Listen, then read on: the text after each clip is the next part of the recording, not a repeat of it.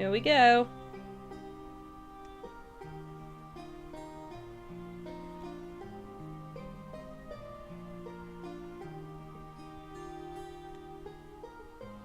That's one huge pipe.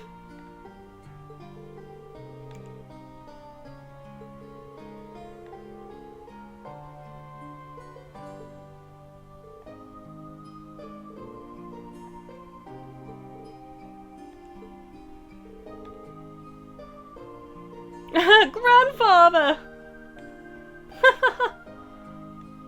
That's awesome.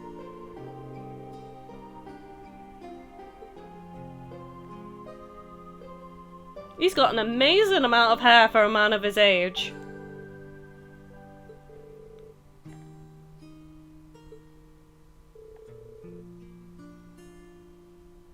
And he's got wisdom wrinkles. That's what I like to call them, wisdom wrinkles. Every wrinkle makes you wiser.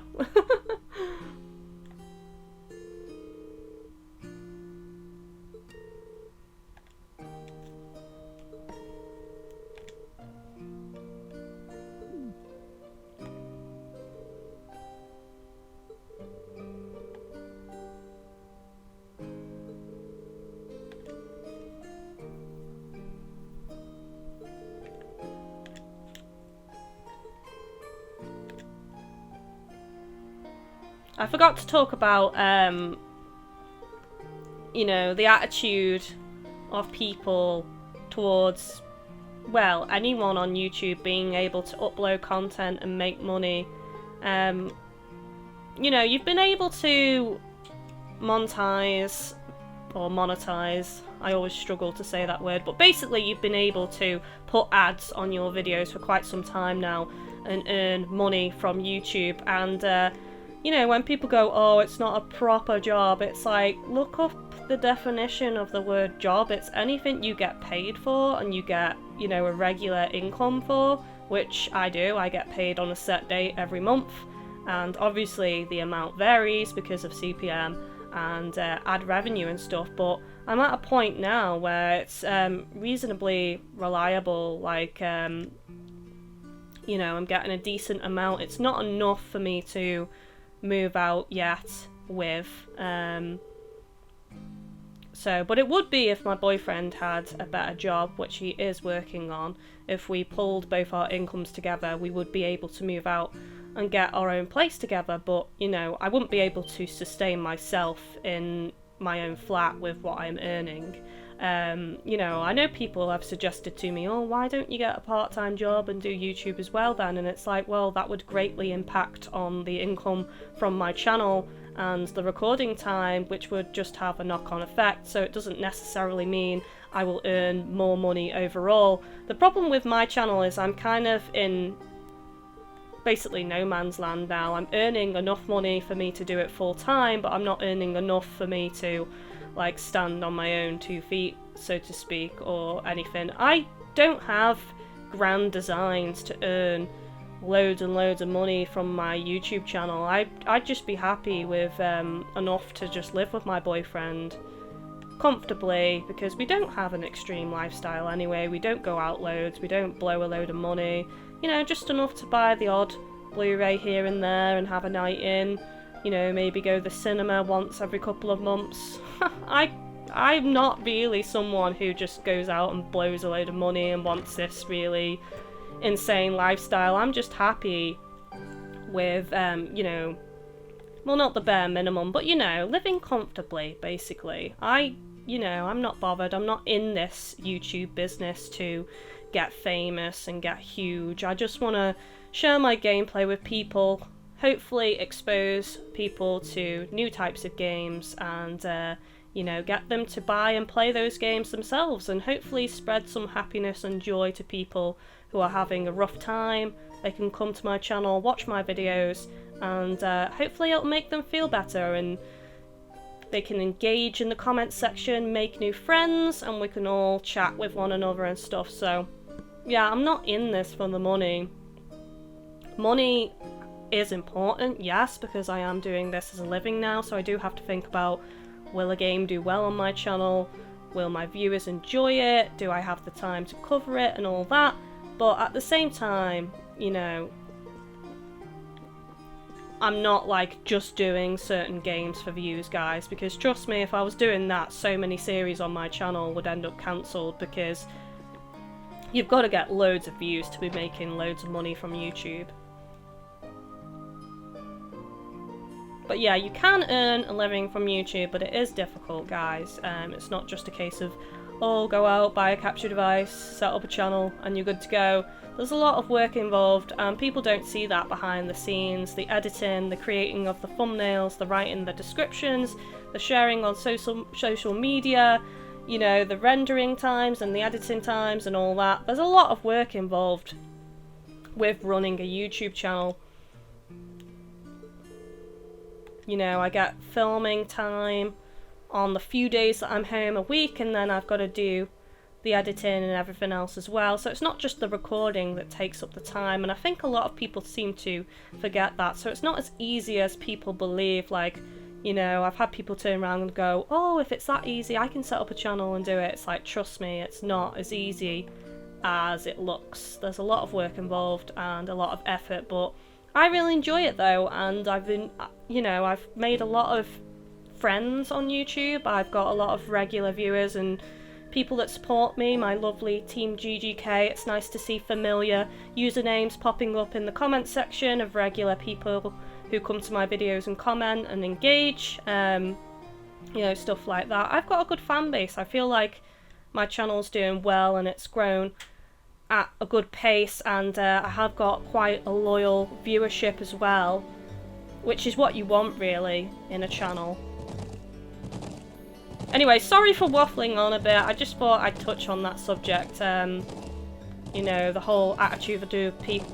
I can't even speak now. The whole attitude of people saying, "Oh, YouTube isn't a real job." You know, it is. It is a job. Anything you get paid for is a job. It might not be a well-paid job, but it's still a job. So, you know. And obviously the other side of YouTube is you've got to be careful with copyright as well, and the fact that YouTube's copyright system is quite broken anyway. You know, you get a lot of false claims and then you have to dispute them or try and remove the audio or whatever. So yeah, there's a lot of stuff to worry about. I would say that on a weekly basis I always get bogus copyright claims from companies fraudulently claiming music on my videos to just try and make easy money. There's a lot of well-known companies that often abuse YouTube's copyright system, but sadly YouTube does nothing about them because basically YouTube doesn't want to have to deal with that. So yeah, there's that side of it as well. But the positives far outweigh the negatives. Making friends, sharing awesome games with people, persuading people to buy new games and experience new games. You know, the live streaming's awesome. The comments section is pretty nice. I'm quite lucky. My comments section is actually a pretty nice place to be. I mean, I try my best to maintain it. If there's anyone trolling or being nasty, I get rid of them as soon as I can. And, you know, I don't tolerate any trolls being nasty to my viewers or to me. I just try and get them out of the comments section, because I do want my comments section to be a nice, friendly place for people to feel open and be able to comment with what they choose to comment with and feel comfortable about it, basically.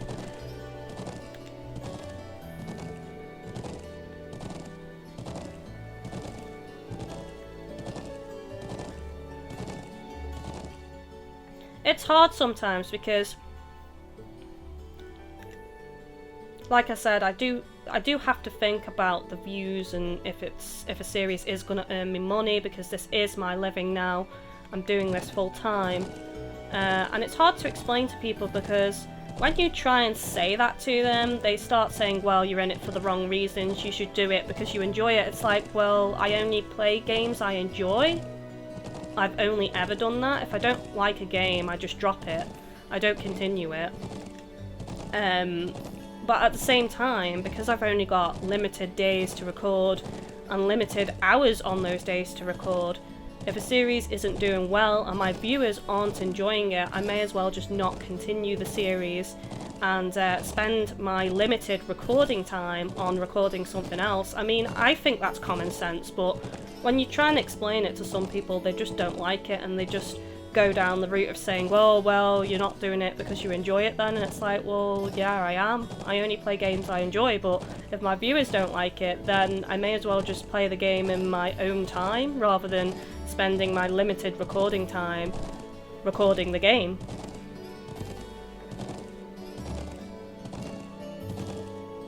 I mean, I'm really enjoying this game. This game is a prime example.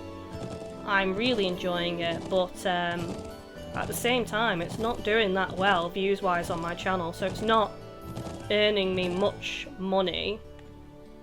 So most channels by now would have just cancelled this series, but I'm enjoying it and I've still got time to record it, so for as long as I'm still enjoying it and I've got time to record it, I will continue it, as far as I'm concerned.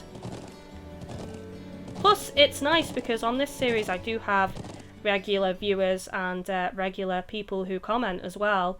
You guys know who you are. You've watched from the beginning and you comment quite often, and I recognise your names. Don't think I don't, because I do. I see you guys and I'm like, oh yeah, that person stuck around, and you know. Hey, isn't that... I'm really grateful for that, so thanks. Ooh, it's that girl. Military Academy students. I wonder what they're doing all the way out here. Oh well. That ash Looks doll. like things are gonna start getting interesting. Whoa. Okay, let's get this mission started. Sheesh. Gramps and the others can be so unreasonable sometimes.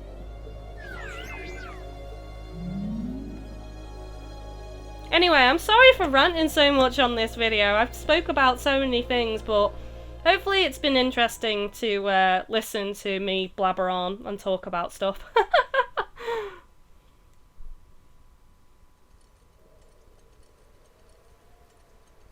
This episode's super long. It's already half an hour.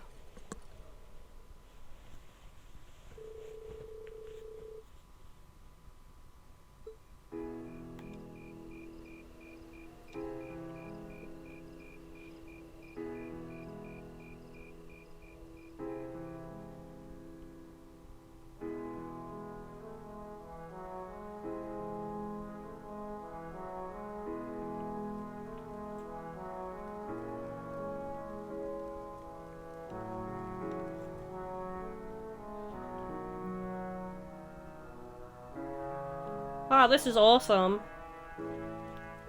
This tent's so huge though.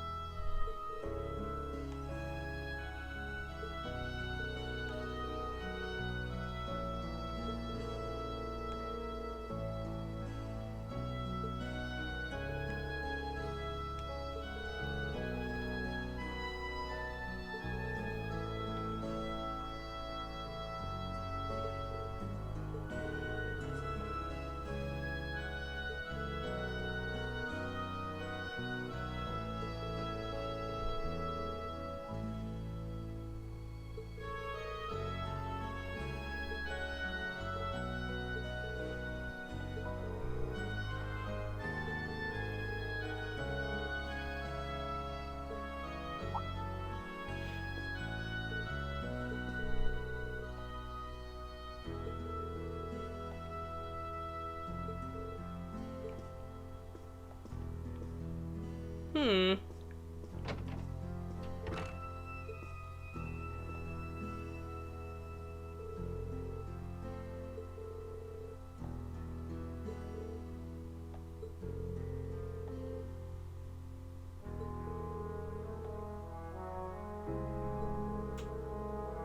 Because she wants my body.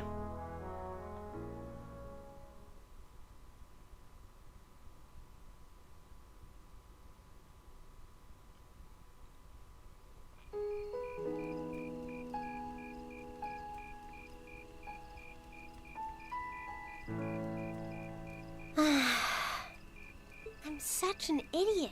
What am I even doing?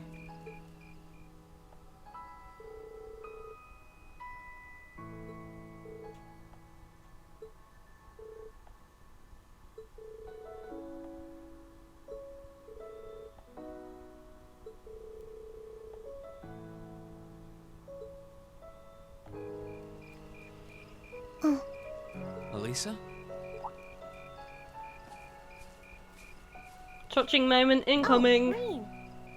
Well, what are you doing out here? Did you eat too much? My mouth says no, but my stomach's thinking yes. You doing okay? You seem a bit unsteady there. Nothing like that. I'm just feeling a little out of it. I'm just going to stay out here for a while and get some fresh air. Then I'll be Whoa! Sorry about that. Oh. See? What did I tell you? We've been riding all day. I'm not surprised you're feeling tired. Riding a horse really takes it out of you. I guess you're right. Why didn't that occur to me before?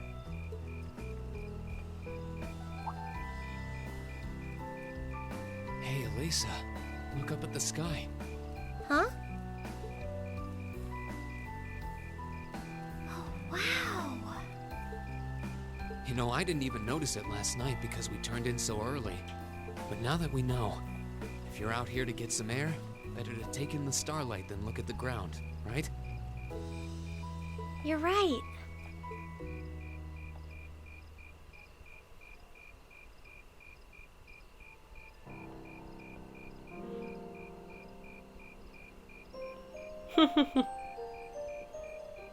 Kind of romantic, My father right? was a technician. 8 years ago, he passed away. My family was never really the same after that. Mother was director of the company back then. She focused all of her energy on making the Rhineford group even bigger.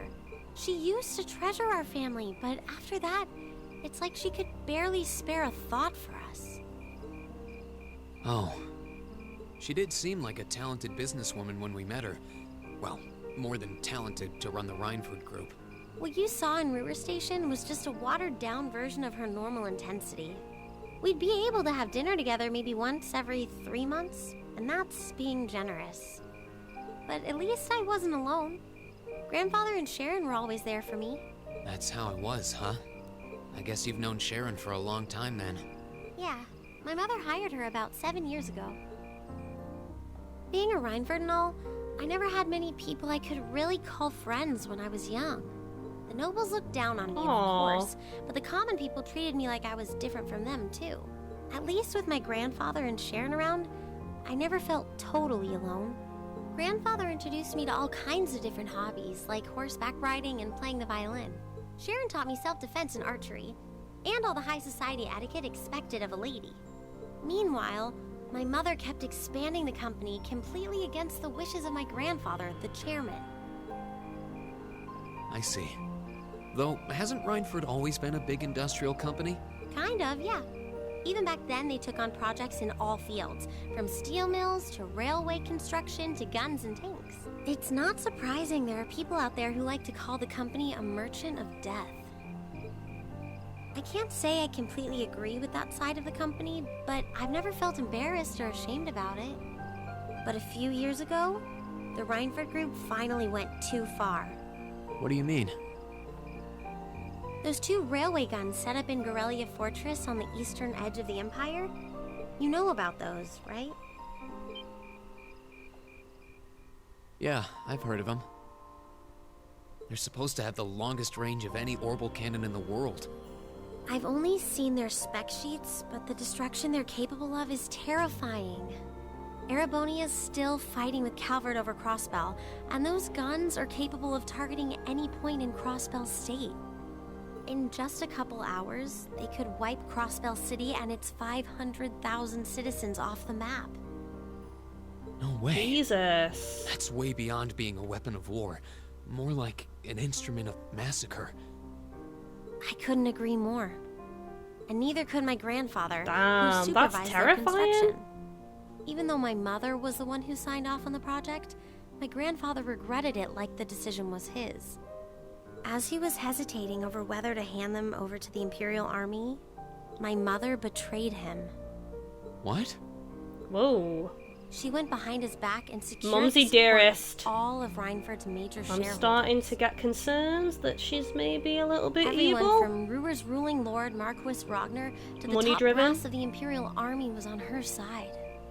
In the face of such overwhelming pressure from all sides, my grandfather was forced to capitulate.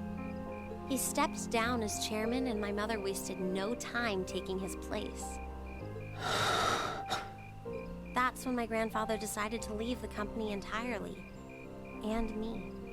I thought I'd at least have Sharon on my side, but she just did whatever my mother told her to do. It's been 5 years since then already. Oh,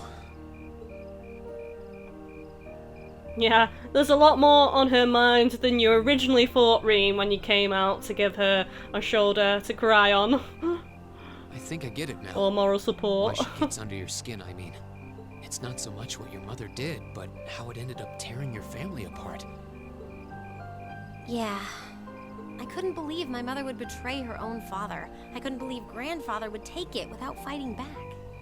I couldn't believe Sharon, who'd always supported me, watched it all happen without a word of protest. It really drove it home to me. How big the Reinford group was now, and how small I was. I hated realizing it had become so large that corporate interests were stronger than family ties. Looking back, I guess that's when I decided I'd leave home and enroll in the academy. Makes sense. Even when I ran, I couldn't go far enough to escape my mother's shadow, or the Reinford name. Then I come here and find my grandfather happily enjoying a whole new life without a care in the world.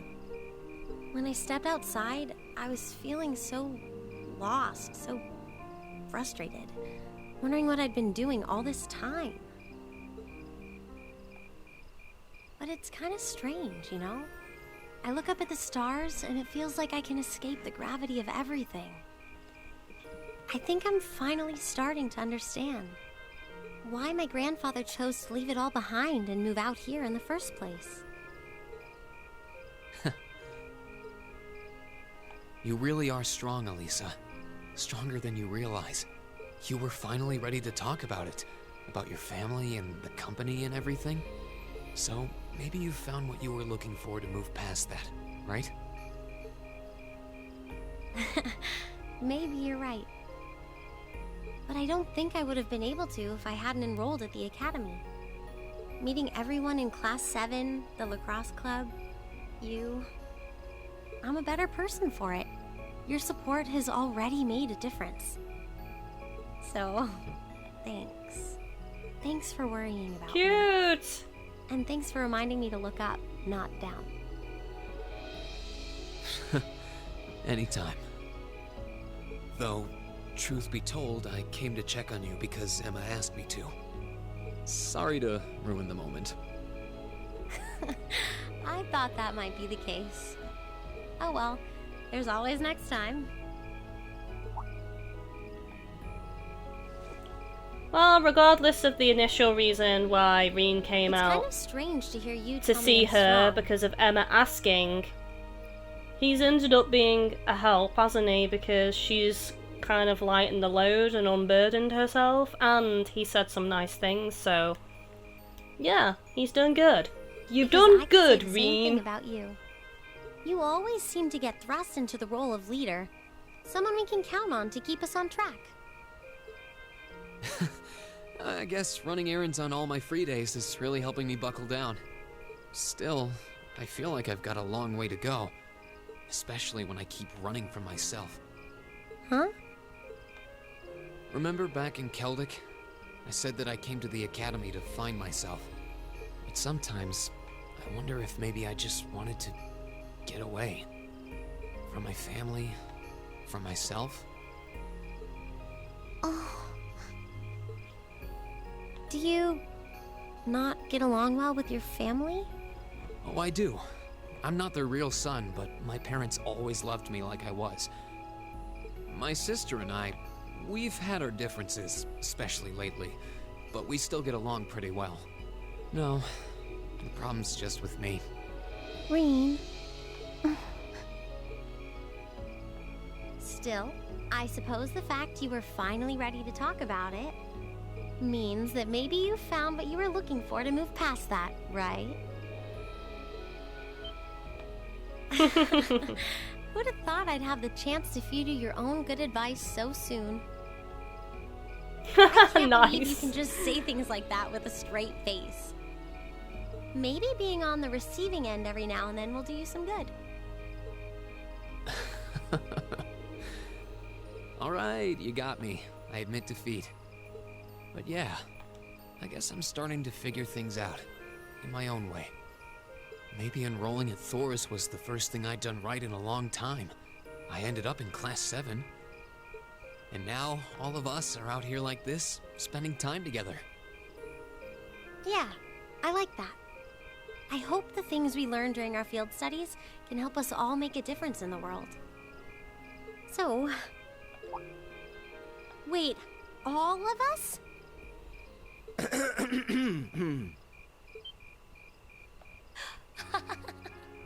Awkward! You two were gone so long that we started to get a little worried.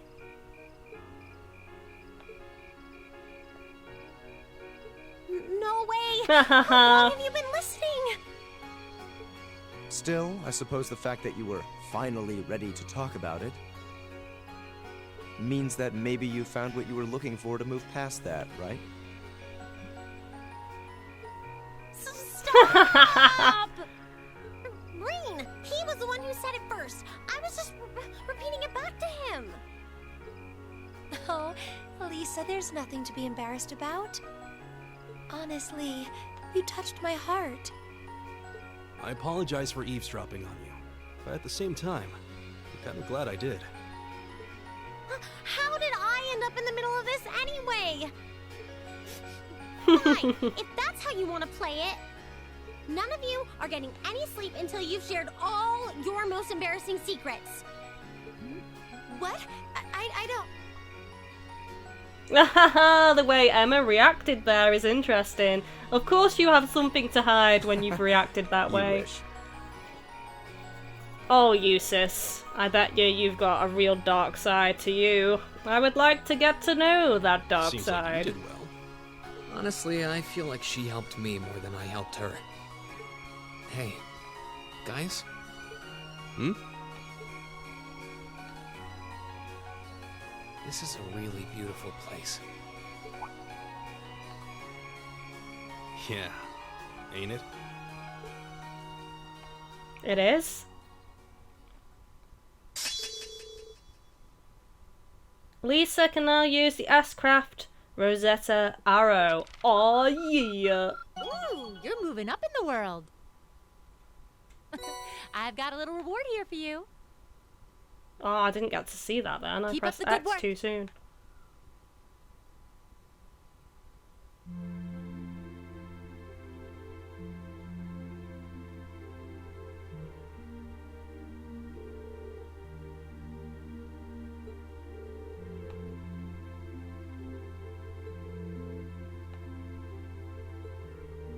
Ha! The moment you get complacent is the moment something's gonna happen.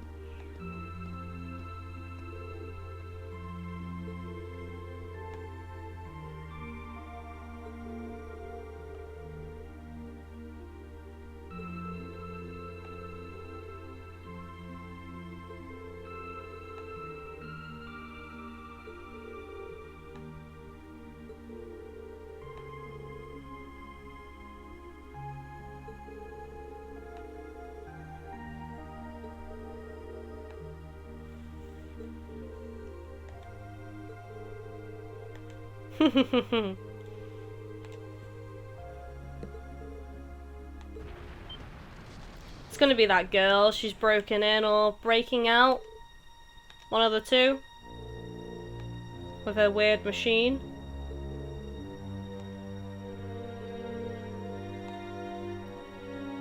The blue-haired girl.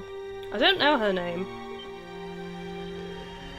Probably told me on the cutscene that was near the start of the game, but I can't remember. They begin with an M. M for mother. I can't remember. Oh shit, what's happening, man? So, like, bombs?